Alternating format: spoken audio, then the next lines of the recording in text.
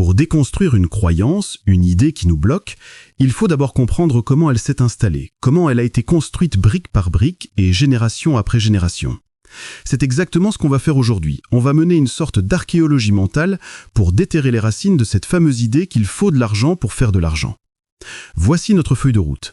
D'abord, on va explorer ce que j'appelle le logiciel mental, celui qui nous programme à attendre. Ensuite, on fera un petit voyage dans le temps, au XVIIe puis au XIXe siècle, pour voir comment ce logiciel s'est vraiment installé.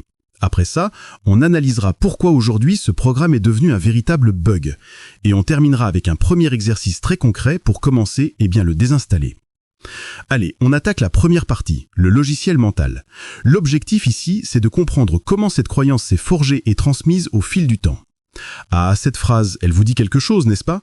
On l'a tous entendue des dizaines de fois. On l'a peut-être même déjà prononcée nous-mêmes. Ça sonne comme une évidence, une sorte de vérité universelle pleine de bon sens. Mais la réalité, c'est que ce n'est pas du tout une vérité éternelle. C'est un héritage. C'est comme un logiciel par défaut qui a été installé dans nos cerveaux par des siècles et des siècles d'histoire économique. Un logiciel qui était, je dois le dire, parfaitement adapté à un monde qui n'existe tout simplement plus. Et aujourd'hui, ce logiciel, il est devenu un bug qui nous fait attendre, qui nous paralyse. Et pour le désinstaller, il faut absolument remonter à sa source. Alors, je vous propose un voyage. Imaginez, on est au XVIIe siècle sur le port d'Amsterdam. Vous sentez l'air salin, les odeurs d'épices, de goudron.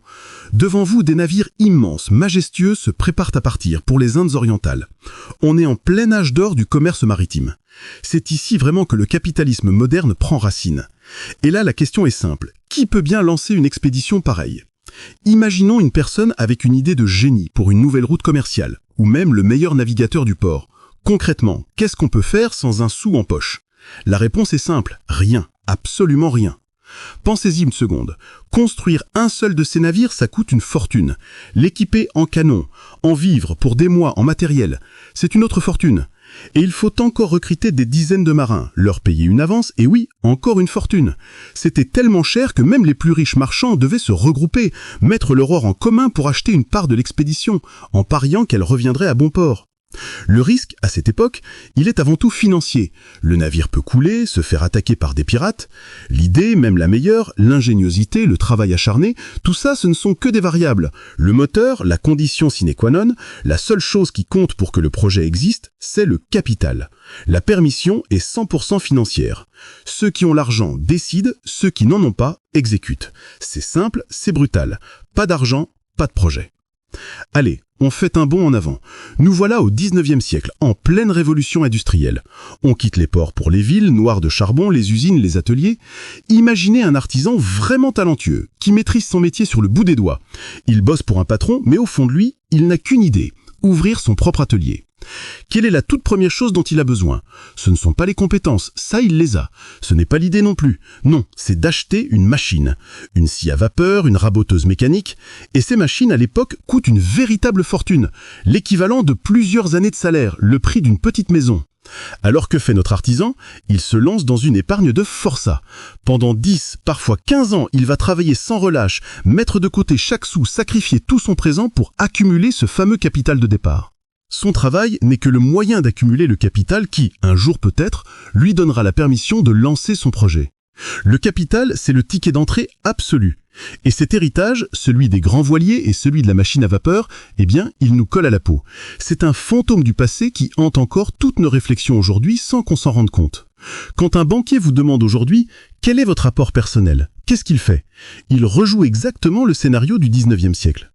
Quand nos proches bien intentionnés nous disent « C'est une bonne idée, mais tu devrais économiser d'abord », ils sont, sans le savoir, les porte-paroles de cet ancien monde.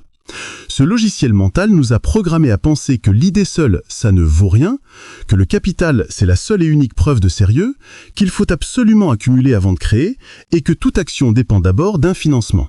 Et le résultat de tout ça, on attend d'avoir assez d'économies, on attend l'investisseur miracle, on est programmé pour attendre la permission. Le problème, c'est que le monde, lui, a radicalement changé. La révolution numérique a tout pulvérisé. La machine à vapeur d'hier qui coûtait, disons, 50 000 €, c'est quoi aujourd'hui? C'est un abonnement à un logiciel qui coûte 29 € par mois. L'expédition aux Indes d'autrefois, aujourd'hui, c'est un site web qui peut toucher le monde entier pour quelques dizaines d'euros. Le logiciel est complètement obsolète, dépassé, mais il tourne encore en arrière-plan dans nos esprits. C'est ce décalage total entre notre programmation et la réalité qui crée le blocage. Alors, pour commencer le processus de mise à jour, on va passer à notre premier exercice pratique. Et c'est sans doute l'exercice le plus important de cette partie, parce qu'il va nous permettre de rendre visible ce qui d'habitude est totalement invisible. Voilà ce que vous allez faire. Prenez une feuille de papier, un stylo, et faites la liste la plus honnête possible de toutes vos croyances, de toutes vos peurs liées à l'argent et au fait de se lancer. Vraiment, sans aucune censure, il faut tout noter, tout ce qui vous vient. Par exemple, pour démarrer, il me faut au moins 20 000 € d'apport, ou, si je n'ai pas d'investisseur, mon projet n'est pas crédible. Prenez vraiment le temps de faire cet inventaire. Une fois que cette liste est faite, on passe à la deuxième étape. C'est un petit travail de détective. Pour chaque croyance que vous avez notée, essayez d'identifier sa source. D'où est-ce que ça vient? C'est quelque chose que vos parents répétaient? Une phrase entendue à l'école? L'idée, c'est de mettre une étiquette à chaque croyance. Par exemple, croyance héritée de mon père, ou ça vient du discours des banques. Ce double exercice, il est extrêmement puissant. La première partie, l'inventaire, rend l'inconscient conscient. Et la deuxième partie, l'identification de la source, elle commence à créer une distance. Vous commencez à réaliser que ces croyances, ce n'est pas vous. Ce ne sont pas des vérités absolues. Ce sont juste des idées que vous avez absorbées du monde extérieur et souvent d'un monde qui n'a plus rien à voir avec le monde d'aujourd'hui. Faire cet exercice sérieusement, c'est le tout premier acte de libération. C'est la première étape pour détrôner le roi. Dans la prochaine vidéo, nous allons analyser en détail comment ce vieux roi a été renversé. Nous verrons pourquoi et comment le capital est passé du statut de cause à celui de conséquence. Nous allons commencer à installer le nouveau logiciel.